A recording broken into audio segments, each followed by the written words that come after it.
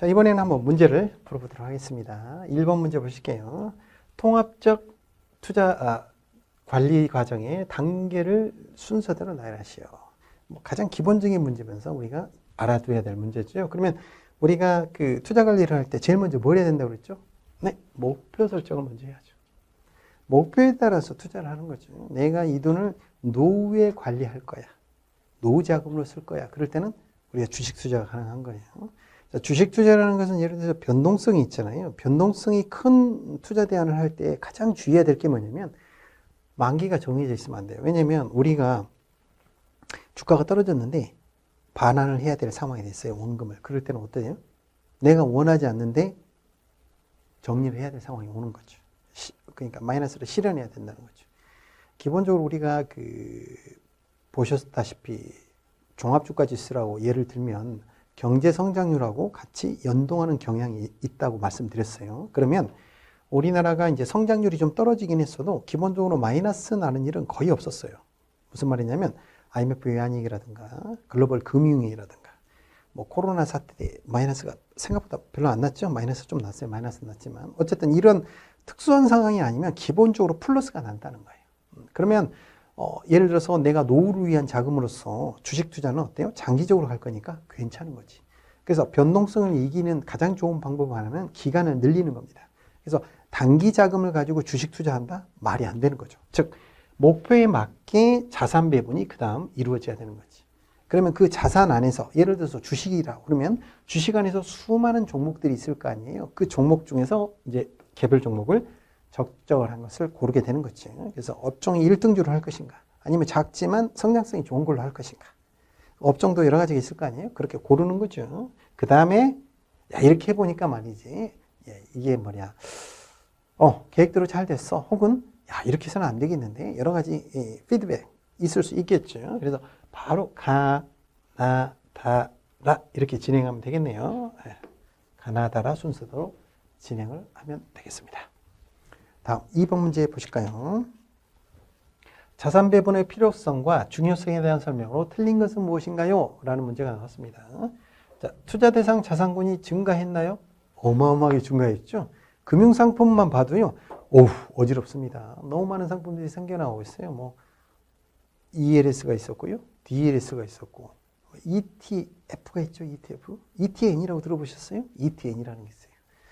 개인적으로 신박하더라고요. ETN은 굉장히 그 다양한 투자 대안들을 이렇게 상품으로 만들어서 올려놨어요. ETN. 그건 채권형 노트로 만드는 거니까 증권회사가 이렇게 만들기가 좀 수월해요. 펀드보다는. 펀드라는 게 그 투자 자산을 그 신탁기하고 해서 신탁사에 묻어놓게 돼 있다 보니까 펀드 형식으로 개발하는 것보다는 노트 형식으로 개발하는 게 훨씬 더 자유롭죠.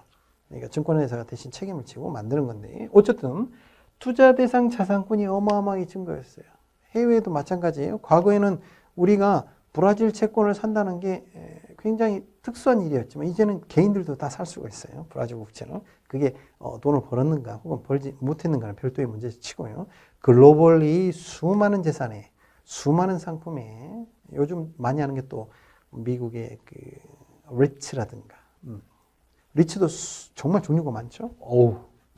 공부 정말 많이 하셔야 됩니다. 그래서 여러분 당연히 이 시험은 당연히 합격하실 거고 우리가 공부 많이 하자. 실무적으로 자산군이 어마어마하게 늘었습니다. 그렇기 때문에 뭘 해야 돼요? 위험관리가 중요해졌다는 거죠. 우리가 상품을 굉장히 다양하기 때문에 이게 뭔지를 잘 모르고 권유하거나 투자하거나 이런 경우도 종종 생기더란 말이죠. 공부가 더 많이 필요하죠. 자, 그리고 수익률 결정에 자산 배분 효과 영향이 크다는 거죠. 그 자산 배분을 어떻게 하느냐에 따라서 그래서 부동산, 주식, 채권을 어떻게 하느냐에 따라서 영향이 크더라.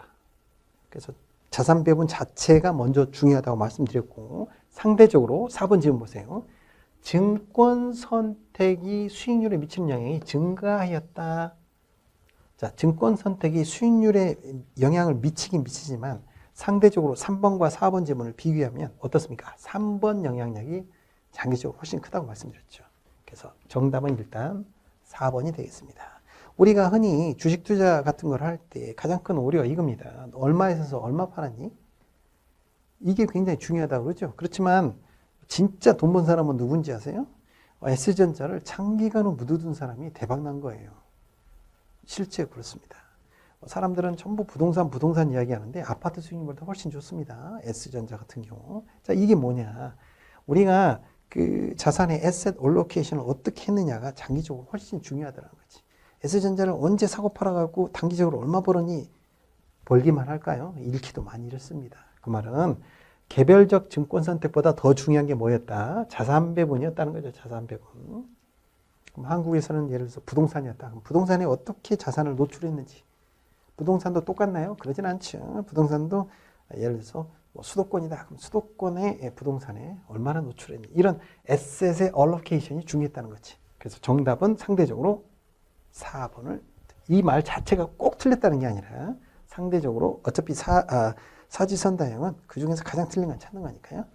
4번이 정답이 되겠습니다. 다음 보시면 통합적 투자 관리에 관한 거죠. 틀린 것은 무엇인가요? 첫 번째, 목표 설정으로 시작한다. 딱 좋은 말이죠. 목표에 따라서 실행 방법이 다 틀릴 테니까요. 자, 그 다음에 통합적 투자 관리는 상향식이 아니라 뭐죠? 하향식을 해야 되죠. 네. 그러니까 하향식이라는 게 뭐죠? 탑다운 방식이죠. 탑은 뭐죠? 그것이 격인 경제에서. 그 다음에 산업으로 가죠. 그 다음에 개별 종목. 하향식. 통합적 투자 관리는 하향식을 일반적으로 쓴다고 그랬고, 개인 투자자들이 가장 많은 실수를 하는 것들이 바로 이런 거죠. 상향식 투자를 한다는 거죠. 상향식이 나쁘다는 게 아니라 상향식보다는 하향식, 탑다운 방식이 좀 더 성과가 좋더라. 둘 다 써야 되지만, 그래서 하향식 방식은 일반적인 개인 투자자들이 이 종목이 왜 이렇게 떨어졌어? 이렇게 좋은 회사가. 그리고 딱 사고 나니까 지하실을 파고 내려간다는 거야. 그런데 신기하게 말이죠. 내가 딱 그 주식을 이제 도저히 못 견뎌가지고 이제 팔잖아요. 그러면 그때부터 올라요. 경험해보면 알게 되지. 그래서 2번이 정답이네. 상향식이 아니라 하향식 방법을 사용하는 게 종합적 투자 관리에 맞다. 그 다음에 자산 배분을 하고 그 다음에 개별 종목을 선택하라. 주식을 할지, 주식 안에서 개별 종목, 채권을 할지, 그럼 채권 안에서 회사채를 할지, 국채를 할지, 뭐 이렇게 정하라는 거고요. 목표 설정과 실행, 그리고 사후 통제하는 과정을 일관성 있고 조직적으로 하라. 딱 좋은 말이죠. 네. 2번이 정답이 되겠네요. 다음 문제 보시겠습니다. 자산 배분에 있어서 자산 집단의 정의 및 특성에 관한 설명으로 틀린 것은 무엇인가요? 자, 1번 지금 보시면요. 분산 가능성을 가져야 된다. 즉 무슨 말인가요? 그 군간에는 이질성이 있어갖고 베타적이어야 된다는 말이죠. 그래서 자산의 에셋 카테고리, 집단이라는 것은 분산 가능성을 충족해야 된다. 그 말은 다른 말로 하면 뭐예요? 이질적이고 베타적이어야 된다. 같은 말이 되겠죠. 자, 2번 질문 뭐예요? 자산 집단은 독립성을 가져야 된다. 그렇죠? 둘이 구별이 안 돼. 주식과 채권이 구별 안 돼. 그럼 의미가 없는 거죠. 주식과 채권, 확실히 구별이 되죠. 그래야 분산 투자가 되고. 그래서 독립성이 필요하다는 거죠. 개별적이죠. 둘의 구분이 없어. 안 되는 거죠. 다른 집단과 상관관계가 높아든 자산 집단 간에는 상관관계가 높으면 뭐예요? 분산 투자할 의미가 없는 거죠. 상관관계가 어때야 된다? 낮아야 되는 거지. 그래야 주식과 채권을 섞어서 투자하면 합리적이라는 거죠. 이게 분산 효과가 커지는 거지. 주식과 주식 간에 하는 거, 채권과 채권 간에 하는 것보다 주식과 채권을 섞게 되면 상관관계가 낮기 때문에 분산 투자 효과가 굉장히 커지게 되는 거죠. 그래서 틀린 말이 되겠죠. 3번이 정답이 되겠네요. 자, 자산 집단 내에서는 충분하게 많은 개별 증권이 존재해야 된다. 그래서 에셋 카테고리를 형성하려면 그 안에 개별 항목들이, 개별 선택지가 많아야 된다는 거지. 주식 안에 얼마나 많습니까? 한국 주식만 해도 2,000 종목이 넘는 종목들이 있는 거죠. 그 안에서 얼마든지 고를 수 있는 거죠. 업종 대표주, 산업 대표주도 있을 거고요. 소형주, 대형주. 채권도 마찬가지죠. 그 안에 들어가면 어떻습니까? 회사채, 국채, 사는채, 금융특수채도 있고요. 여전채도 있고, 수많은 채권들이 존재합니다. 거기에 맞춰서 선택할 수 있는 거죠. 그 국채 안에서도 얼마나 다양하게 만기에 따라 다 틀리고 충분하게 개별 증권이 존재해야, 개별 선택지가 존재해야 에셋 카테고리를 형성할 수 있습니다. 자, 5번 문제 보시도록 하겠습니다. 자산 집단에 대한 설명으로 틀린 것은 무엇인가요? 하나의 자산 집단은 다른 자산 집단과 상관관계가 어떻게 해야 돼요? 높으면 되네요? 안 돼요? 낮아야 되죠. 여기서 틀렸네. 자, 상관관계가 낮아야 되죠. 높으면 안 되죠. 분산투자 시 위험을 감소 효과가 발생한다. 상관관계가 낮기 때문에 연결성이 적으니까. 그래서 예를 들어서 주식이라 하더라도 주식 안에서도 그냥 S전자와 하이닉스다. 그러면 이게 변동성, 물론 이제 두 주식이 똑같이 변동하지는 않겠지만 분산 투자가 있긴 있겠지만 적겠죠. 같은 주식이라도 예를 들어서 S전자와 한전이다. 그러면 변동성이 이제 그 상관관계가 상대적으로 줄죠. 하물며 그 주식 안에서도 그런데 가령 주식과 채권이다. 그럼 분산 투자 효과가 확실하게 나타나죠. 왜냐하면 상관관계가 낮기 때문에 그런 거죠. 연결관계가 낮기 때문에. 그래서 일단 1번이 틀린 거죠. 정답이 되겠고요.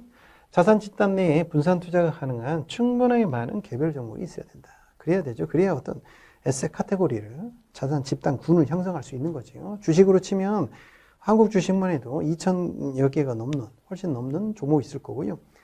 그래 봐야 세계의 글로벌 주식시장이 2%밖에 안 됩니다. 한국 주식시장이. 그렇기 때문에 여러분이 어떻게 해야 돼요? 해외 주식도 투자 대상 안에 고려를 하셔야 돼요.